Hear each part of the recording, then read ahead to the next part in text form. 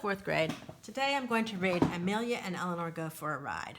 We're going to start by going over the vocabulary on page 562. First word is daring. Daring means bold, fearless, and courageous. Elegant is the second word. Elegant means having or showing good taste, gracefully and richly refined, beautifully luxurious.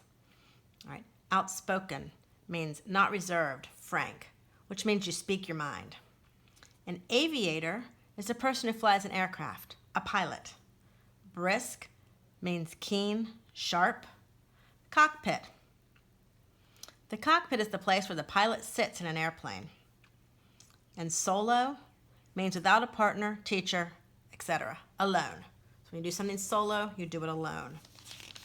So I'm going to start the story on page 564. Amelia and Eleanor Go for a Ride. And the genre is historical fiction. Historical fiction is set in the past. The characters may be based on real people who lived at that time. So think about which characters are based on real people as you read. And I'll tell you right now that Amelia and Eleanor were real people. Okay, Amelia Earhart and Eleanor Roosevelt. And they were friends also. And they really did take a night flight on April 20th, 1933. But historical fiction pairs a realistic historical setting with an imaginary plot. It often includes real people as characters or real events, but the author generally makes up characters' dialogue because the author wasn't there with Amelia Earhart and Eleanor Roosevelt. So, Amelia and Eleanor Go for a Ride by Pam Munoz Ryan. Pictures by Brian Selznick. It says, why do Amelia and Eleanor go for a ride, and where does it take them? Right. As I read, I will point out the vocabulary, and you can use that to help you when you finish your vocabulary charts on the second time that you read the story. I will also stop and ask questions, and you turn off the video at that point and think about the answer and then turn it back on. So I'll start here on 566. Amelia and Eleanor were birds of a feather. Eleanor was outspoken and determined. So was Amelia. All right, there's outspoken, right, as our first vocabulary word. And remember, outspoken means not reserved, frank. It means they both spoke their mind. They said what they were thinking. Amelia was daring and liked to try things other women wouldn't even consider. Eleanor was the very same. Okay, daring, vocabulary word. Daring means bold, fearless, courageous. So when Eleanor discovered that her friend Amelia was coming to town to give a speech, she naturally said, "Bring your husband and come to dinner at my house. You can even sleep over." It wasn't unusual for two friends to get together, but Eleanor was Eleanor Roosevelt, the First Lady of the United States, who lived in the White House with her husband, President Franklin Roosevelt. Amelia was Amelia Earhart, the celebrated aviator who had been the first female pilot to fly solo across the Atlantic Ocean. Now we have two vocabulary words. Aviator, that's a pilot, or a person who flies an aircraft, and solo means without a partner, alone. So Amelia Earhart was the first pilot to fly across the Atlantic Ocean by herself as a woman. And when two of the most famous and adventurous women in the world got together, something exciting was bound to happen. In a guest room at the White House, Amelia and her husband, G.P., dressed for dinner. Amelia pulled on the long white evening gloves that were so different from the ones she sometimes wore while flying. Many people didn't understand why a woman would want to risk her life in a plane, but Amelia had said it more than once. It's for the fun of it. Besides, she loved the feeling of independence she had when she was in the cockpit. There we have another vocabulary word, cockpit. And remember, the cockpit is the place where the pilot sits in an airplane. She carefully folded a gift for Eleanor, a silk scarf that matched her own. The powder blue with streaks of indigo reminded Amelia of morning sky. Meanwhile, Eleanor dressed for dinner too. So let's stop right here. And what is happening at the same time Amelia is folding Eleanor's scarf? And how do you know? Well, at the same time that Amelia is folding the scarf, Eleanor is dressing for dinner. We have the word meanwhile. That means those two events are happening at the same time. And I'm going to go on right here. Her brother Hall would be escorting her this evening because the president had a meeting to attend, but Eleanor was used to that. She pulled on the long white evening gloves that were so different from the ones she sometimes wore while driving. Then she peeked out the window at the brand new car that had just been delivered that afternoon.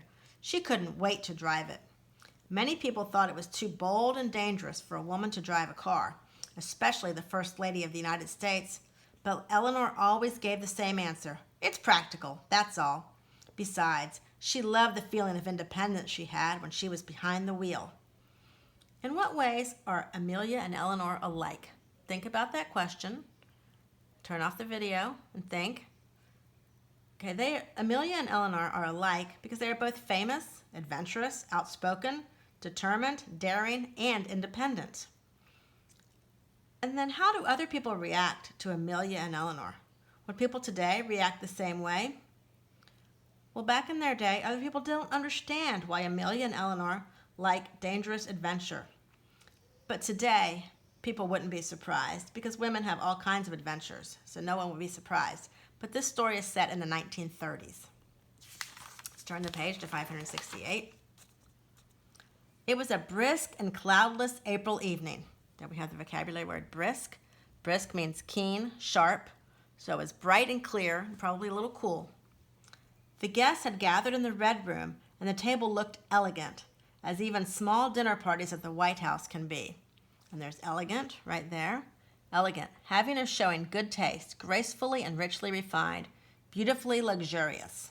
So the table was set in a very fancy way. Eleanor and Hall greeted Amelia and GP, as well as several reporters and a photographer. Amelia gave Eleanor the scarf. "I love it," Eleanor exclaimed. "It's just like yours." Dinner started with George Washington's crab chowder. "This is delicious," said Amelia. "But if soup at the White House has such a fancy name, what will dessert be called? Perhaps Abraham Lincoln's peach cobbler? Or maybe Thomas Jefferson's custard?" They laughed as everyone took turns guessing.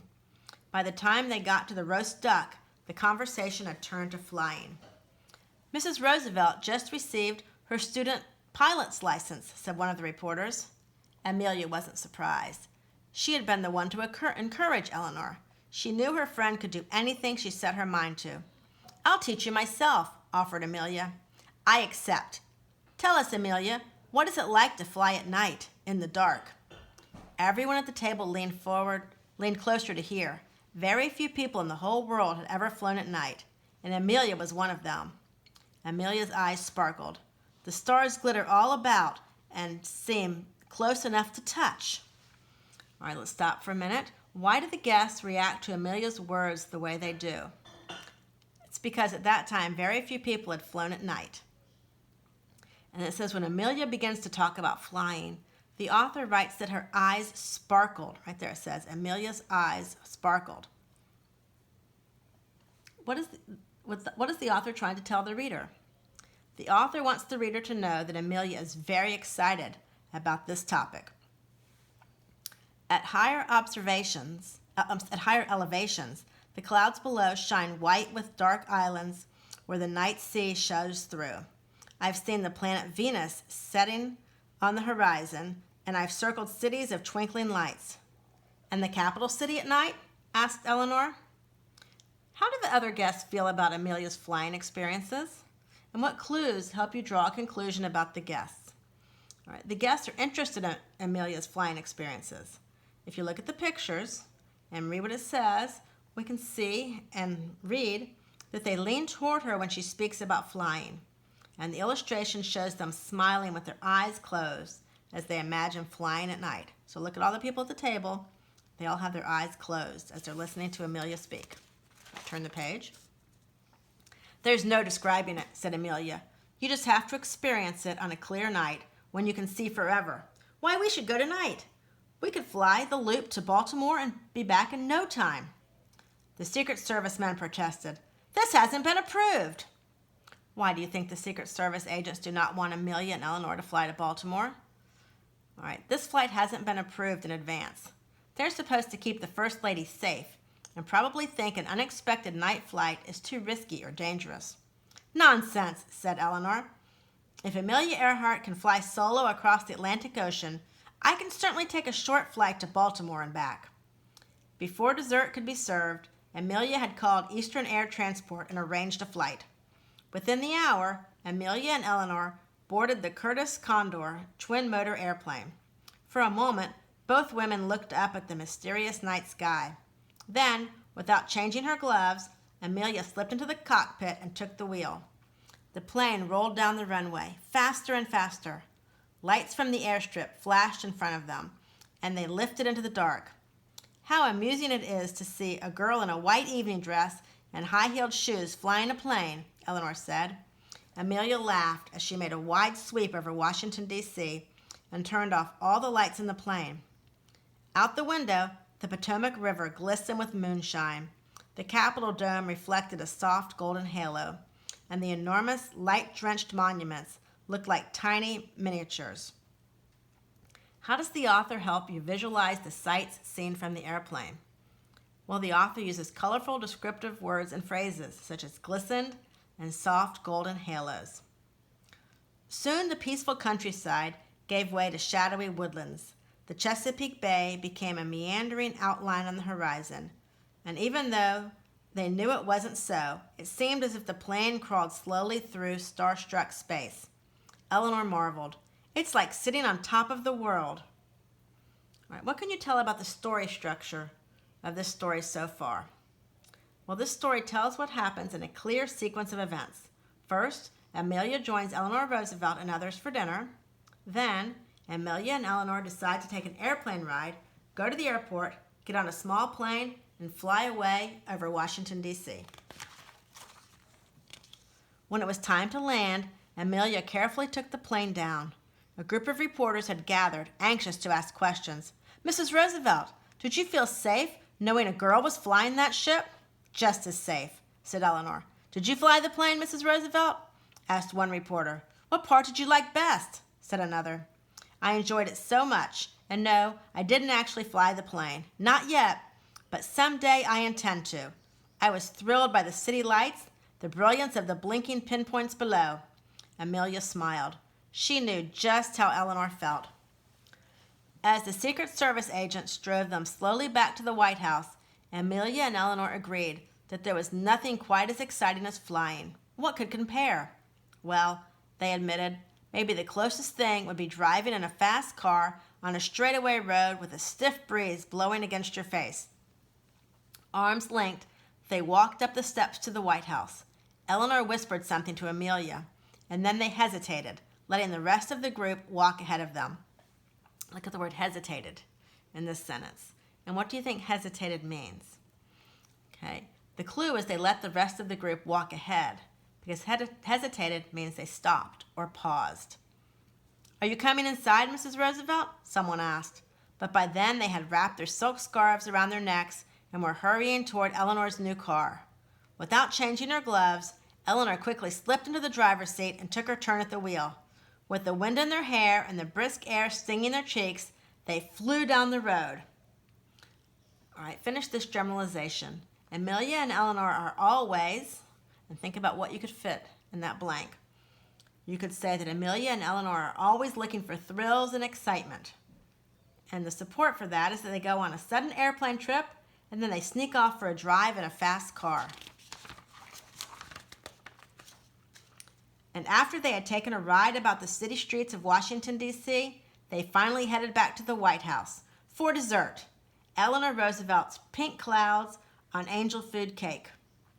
All right, the story begins with a dinner and an airplane ride and ends with a car ride and dessert. Why do you think the author structures the story this way? Well, the author uses the two rides to show how the women are alike. They both like adventures and exciting rides. Ending the story by finishing the meal shows the adventures happened all in one night. And if you look on 575, there's a recipe for Eleanor Roosevelt's pink clouds on angel food cake.